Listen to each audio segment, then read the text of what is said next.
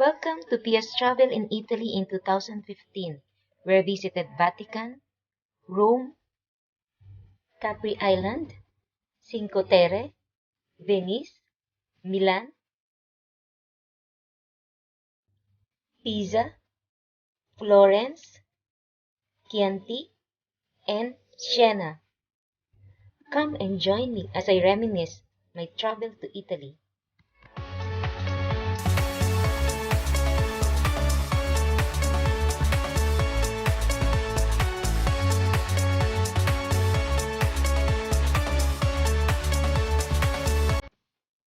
Hello everyone, welcome to my channel. It's me, Pia Dina.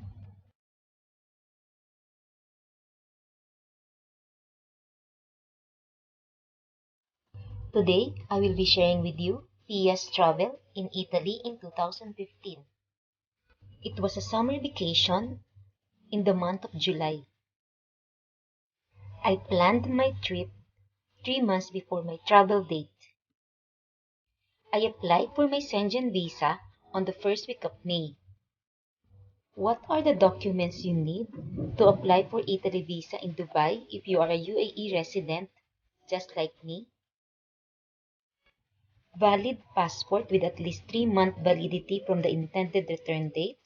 It should have at least 2 blank pages, 1 passport-size color photograph with a white background, proof of residence in the UAE, which is the visa, with at least 3-month validity from the intended return date, previous Schengen, USA, UK visa photocopy, travel flight itinerary, confirmed flight bookings, proof of accommodation, confirmed hotel bookings, cover letter stating the purpose of travel, proof of financial means. You can share your bank statements for 6 to 3 months, credit card statements, and information related to personal assets and investment. You should also submit travel insurance by a UAE-based insurance company. All employed expats must submit a no objection certificate from the local sponsor with a copy of the Emirates ID or passport of the signatory. The letter should state the applicant's name, designation, monthly salary, and the start date of the employment. This no objection certificate must be signed by the owner of the company. And of course, the filled and signed application form. At that time, I submitted my documents at the Cox and Kings Global Services located in Burj downtown. As of 29 September 2020, New Italy Visa Application Center is now managed and operated by VFS Global, located at the DIFC Center. Applicants can now submit their visa application at the VFS Global Center in DIFC without having to visit the Consulate General of Italy. I booked my flights from Dubai to Rome through Aeroflot Airlines. I booked all my accommodations from Rome, Pisa, Florence, and Venice via booking.com. The Spanish Steps are a set of steps in Rome, Italy, climbing a steep slope between the Piazza di Spagna at the base of the Piazza Trinità de Monti, dominated by the Trinità de Monti Church at the top. On my second day in Rome, I visited St. Peter's Basilica and Colosseo. The Papal Basilica of St. Peter in the Vatican, or simply St. Peter's Basilica, is a church built in the Renaissance style located in Vatican City, the papal enclave which is within the city of Rome. St. Peter's is famous as a place of pilgrimage and for its liturgical functions. The Pope presides at a number of liturgies throughout the year, both within the Basilica or the adjoining St. Peter's squares. These liturgies draw audience numbering from 15,000 to over 80,000 people. Do you know that Vatican is the smallest independent state in the world? Vatican is the residence of the spiritual leadership of the Roman Catholic Church. Its territory is surrounded by the Italian capital city, Rome. The priests and nuns of many nationalities make up of almost all of the population. Within Vatican City, you can explore or visit or join the tour on Vatican Museum and Sistine Chapel. You can explore and spend more time admiring the world-famous arts or explore galleries like Raphael's rooms and the Sistine Chapel with its iconic frescoes by Michelangelo. After my half-day tour in Vatican, I headed to the Coliseum to see the famous Colosseo. It is an oval amphitheater in the center of the city of Rome, Italy. Built of travertine, limestone, tough volcanic rock, and brick-faced concrete, it was the largest amphitheater ever built at that time and held 50 to 80,000 spectators. The Colosseum is just east of the Roman Forum. Did you know that the Colosseum was used for gladiatorial contests and public spectacles? The Colosseum is Italy's most iconic structure, which draws around 4 million visitors to the city of Rome every year. Next to the Colosseum is the Arch of Constantine, one of the largest of Rome's ancient triumphal arches. The arch celebrates Emperor Constantine the Great victory in the battle that made Christianity the religion of Rome. On my third day in Rome, I visited the Pantheon. Pantheon is a former Roman temple, now a Catholic church, Basilica di Santa Maria and Martires or Basilica of Saint Mary and the Martyrs, in Rome, Italy, on the site of an earlier temple commissioned by Marcus Agrippa during the reign of Augustus. Pantheon is definitely a sight you cannot miss in Rome. The Pantheon is the only ancient Roman temple to survive the millennia virtually intact. The architecture will blow your mind and you will need a few minutes just to sit in the piazza and take in the stately sight before heading inside. I also saw the ruins of the imperial palaces on the Palatine Hill. No trip to Rome would be complete without seeing the Trevi Fountain. The tradition is to toss a few coins in it to ensure that one day you'll return to the eternal city. Unfortunately, at that time, the Trevi Fountain requires constant renovation and is drained to get some extra TLC. Overall, if you have 3 days in Rome, it will be filled with day-long stroll into the heart of Rome. You will be able to see the major tourist attractions either by foot, by using the public transport, or by joining the tour.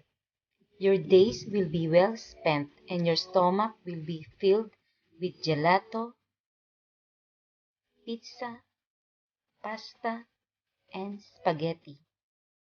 Walking around in the streets of Rome, I felt like I was in a movie. On my 4th day in Rome, I availed a day trip to Capri.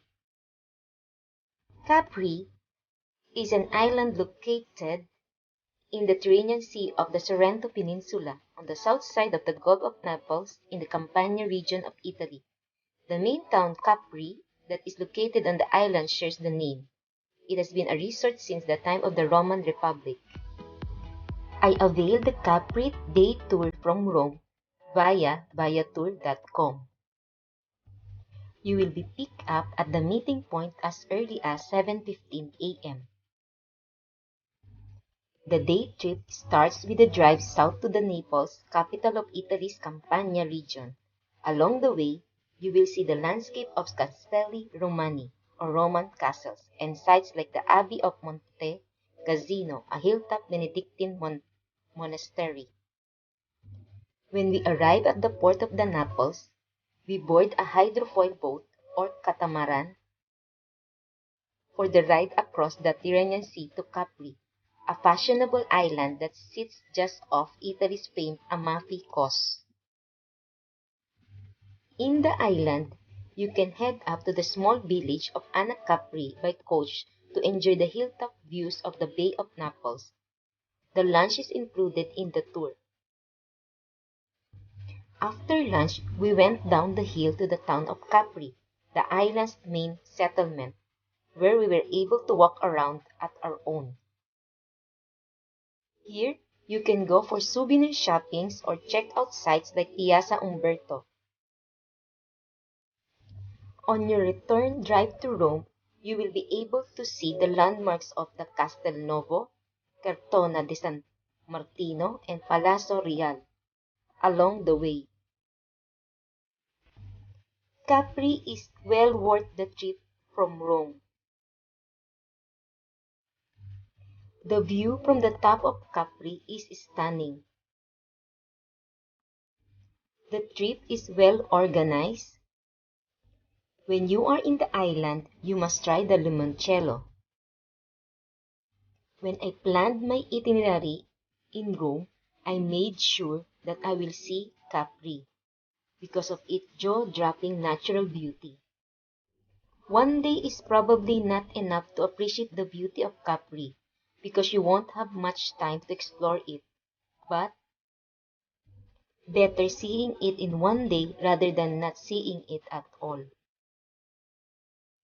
Capri is seriously beautiful.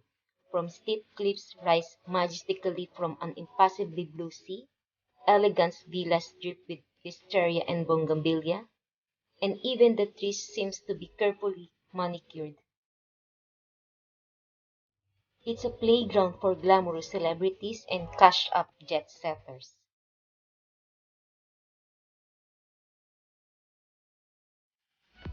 On my fifth day in Italy, I traveled from Rome to Pisa. Pisa is a city and commune in Tuscany, central Italy. It is the capital city of the province of Pisa. Pisa is known worldwide for its Leaning Tower, the bell tower of the city's cathedral. The Leaning Tower of Pisa, or simply the Tower of Pisa, is the campanile or the freestanding bell tower of the Cathedral of the Italian city of Pisa, known worldwide for its nearly 4-degree lean, the result of an unstable foundation. The tower is situated behind the Pisa Cathedral and is the third oldest structure in the city's cathedral square, Piazza del Duomo, after the cathedral and the Pisa Baptistry. Pisa is worth a visit. You can explore the Piazza dei Miracoli or the Piazza del Duomo, where everyone goes when they visit Pisa. This enormous square is a UNESCO World Heritage Site and is home to Pisa's 4 main masterpieces. In the walled and lawned area, you will find the Leaning Tower of Pisa, the Pisa Baptistry of St. John, Pisa Cathedral, and the cemetery. I stayed overnight in Pisa before heading to Florence the next day. On my 6th day in Italy, I explored Florence. I traveled from Rome to Pisa to Florence via train. Florence, or Firenze, is a city in central Italy and the capital city of the Tuscany region. It is the most populated city in Tuscany. Florence was a center of medieval European trade and finance and one of the wealthiest cities of that era. It is considered by many academics to have been the birthplace of the Renaissance and has been called the Athens of the Middle Ages. The city attracts millions of tourists each year, and UNESCO declared the historic center of Florence a World Heritage Site in 1982. I was awed when I see the Florence Cathedral, or formerly known the Cathedral de Santa Maria del Fiore or the Cathedral of St. Mary of the Flower. The exterior of the basilica is faced with the polychrome marble panels in various shades of green and pink, bordered by white and has an elaborate 19th century Gothic revival facade by Emilio de Fabris. From Florence, I availed a half-day tour to see Siena and Chianti. Chianti's scenery is famous for its delightful hills and vineyards. In Siena, you will feel the medieval atmosphere all around you, wandering through its narrow streets and admiring the magnificent artistic heritage of this city, exemplified by the Gothic cathedral and the impressive Torre del Magna, standing in the stunning world-famous Piazza del Campo. You'll definitely admire the sunset from a wonderful panoramic spot. After visiting Siena, the tour continues in a typical wine state in the heart of the Chianti area, between the famous Tuscan hills and vineyards, where we were served a delicious dinner based on a typical Tuscan products like salami, bruschetta, and other unique delicacies. I regret that I didn't see much of Florence because I was in a hurry to see a lot of things. How I wish I stayed one more day in Florence and just explore Florence by foot. Around the streets, admire its beauty, takes lots of photos, and see the famous pieces by historical artists such as Raphael Michelangelo, Da Vinci, Botticelli, Giotto, and Titan, just to name a few. This is the first part of my travel in Italy, where I explored Rome, Pisa, Capri, Florence, Siena, and Chianti. Traveling around Italy is very easy and convenient using trains and joining day tours, group tours. They have extensive train network.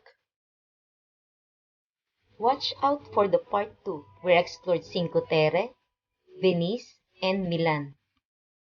Thanks for watching. Bye-bye. Please subscribe to my channel and hit the bell icon for notification. Like, comment, and share.